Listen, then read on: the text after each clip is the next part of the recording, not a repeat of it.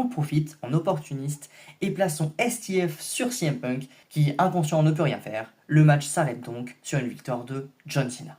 La foule est en délire et John Cena va pouvoir aller affronter Cody Rhodes pour le titre Undisputed à WrestleMania.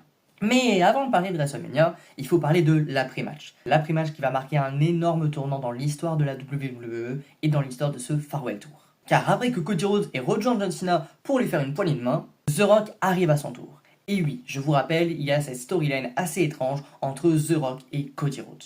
Cody Rhodes doit répondre à la demande, à la faveur de The Rock. Est-ce qu'il va lui donner son âme ? Est-ce qu'il va lui dire d'aller se faire foutre ? Vous l'aurez compris et vous le savez déjà, Cody Rhodes va dire les mots suivants.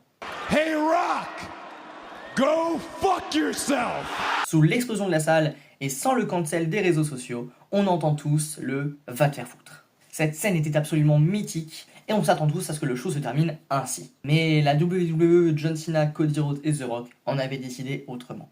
Après que Cody Rhodes et John Cena se serrent la main et se check, il va... Non, il va pas. Il va pas faire ça.